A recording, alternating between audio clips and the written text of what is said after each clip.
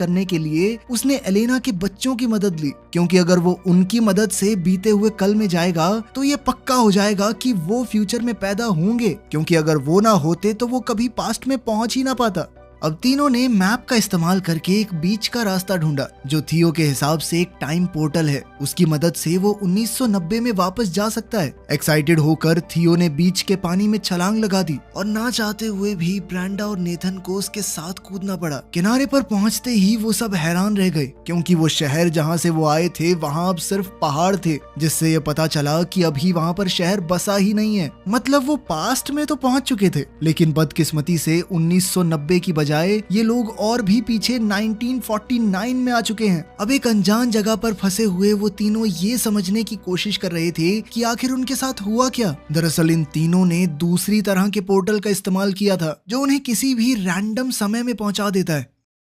वहीं 2022 में परेशान एलेना ने ऑस्कर को फोन करके बताया कि थियो और दोनों बच्चे गायब हैं। ऑस्कर ने बताया कि शायद उन्हें 1990 वाला पोर्टल मिल गया है और अब ऑस्कर और एलेना को भी उन्हें वापस लाने के लिए वहां जाना होगा। 1949 में इन तीनों के पास ना तो पैसे हैं, यहाँ पर उनका फोन भी काम नहीं कर रहा, और तो और अब तीनों बच्चे भूख से भी परेशान थे। तभी ब्रेंडा और नेथन ने दिमाग लगाया कि हम अपने गैजेट्स का इस्तेमाल करके एक mind reading magic show perform कर सकते हैं। नेथन थोड़ा दूरी पर बैठ गया और ब्रेंडा ने अपनी आंखें बंद कर ली। थियो एक बोर्ड पर नाम लिखकर सामने खड़ा हो गया। अब वायरलेस ईयरफोन्स का इस्तेमाल करके नेथन ने नाम पढ़कर ब्रेंडा को बताया और लोगों को लगा कि ये जादू है। लड़की बिना देखे नाम कैसे बता रही है, इसके पास जरूर कोई शक्तियां हैं। ऑडियंस बहुत खुश हुई और सब तालियां बजाने लगे। इससे उनके पास पैसे तो आ गए, लेकिन जल्द ही पुलिस ने ये सब देख लिया। पब्लिक में बिना परमिशन ऐसा कुछ काम करने की मनाही थी। थियो ने जैसे ही पुलिस को आते देखा,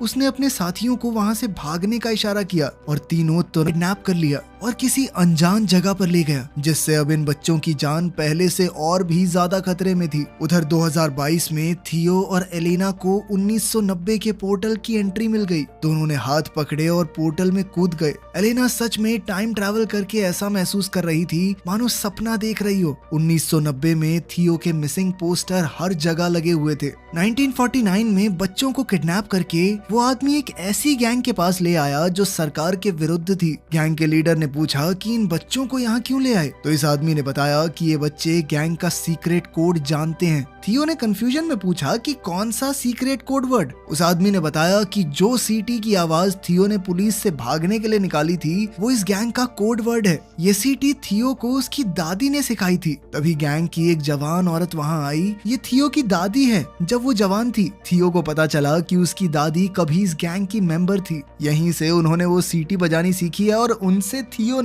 ने किसी को बताया नहीं कि ये उसकी दादी है, क्योंकि सब उसे पागल समझते, लेकिन वो इस औरत के गले लग गया। ये गैंग गवर्नमेंट के खिलाफ है, लेकिन लोगों की भलाई के लिए काम करती है और उनका इन बच्चों को कोई नुकसान पहुंचाने का इरादा नहीं था, इसीलिए वो तीनों अभी के लिए वहाँ सेफ हैं। दूसरी तरफ 1990 में ऑस्कर और एलेना बच्चों को ऑस्कर के घर में ढूंढ रहे थे, लेकिन वहाँ तो कोई भी नहीं था। अचानक उन्हें किसी की आवाज आई और दोनों कबर्ड में छुप गए। ये छोटा ऑस्कर है जो थियो के खो जाने के दुख में रो रहा है। फ्यूचर से आए ऑस्कर को ये देखकर बहुत दुख हुआ। 1949 में तीनों बच्चे उस गैंग के रहन सहन में ढलने शुरू हो गए थे, क्योंकि उन्हें लग रहा था कि वो जिस पोर्टल से यहाँ आए हैं वापस नहीं जा सकते। थियो की जवान दादी भी उनके साथ है, इसलिए थियो को ढलने में ज्यादा मुश्किल नहीं हो रही थी। थियो ने मौका देखकर अपनी दादी से कहा कि हमारे साथ एक फोटो ले लो, और साथ ही अपनी दादी से कहा कि इस फोटो को हमेशा संभाल कर रखना, जब आप बूढ़े हो जाओगे तब भी इसे फ्रेम करवा के रखना। इससे साल 1990 में दादी के फोटो फ्रेम में अचानक चेंज आ गया। अब इस फोटो में थियो, ब्रेंडा और नेथन भी दादी के साथ हैं। थियो ने 1949 में इस फोटो के पीछे टाइम पोर्टल के कोऑर्डिनेट्स भी लिख दिए, जिससे 1990 में मौजूद ऑस्कर और एलेना को उसे ढूंढने में मदद मिल जाए। अब ऑस्कर और एलेना को लगा कि उन्हें वापस 2022 में जाना होगा, ताकि वो सही पोर्टल से 1949 में पहुंच सकें और तीनों बच्चों को बचाकर वापस ला सकें। एक बार 1949 में पहुंच गए तो सब लोग 2022 में जाएंगे और वहां से थियो को 1990 में वापस भेज देंगे। ऑस्कर और एलेना पहले 2022 में वापस गए और थियो के दिए हुए कोऑर्डिनेट्स का इस्तेमाल करके 1949 में पहुंचे।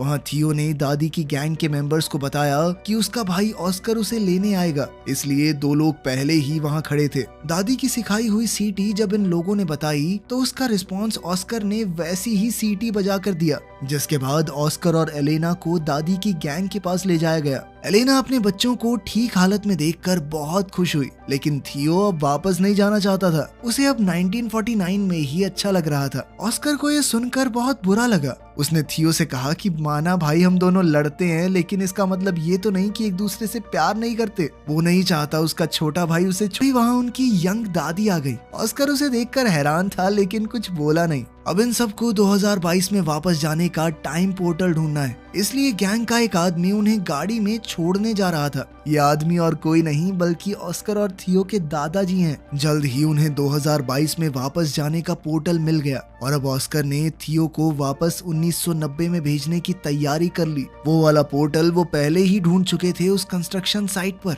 थियो वापस नहीं जाना चाहता था क्योंकि 1990 में उसके पास कोई नहीं है। उसके माँ बाप नहीं थे, वो बहुत अकेला महसूस करता था। उसने ऑस्कर से कहा कि मैं अब तुम्हारे साथ रहना चाहता हूँ, तुम मुझे थोड़ी थोड़ी पापा की याद दिलाते हो। ऑस्कर ने बड़े प्यार से थियो को गले लगा लिया और समझाया कि 1990 वाला ऑस्कर भी बहुत अकेला है, उसे थियो की वहाँ बहुत जरूरत है। अगर तुम अच्छे से रहोगे तो मैं वादा करता हूँ कि मेरा छोटे वाला वर्जन भी तुम्हारा बहुत ध्यान रखेगा।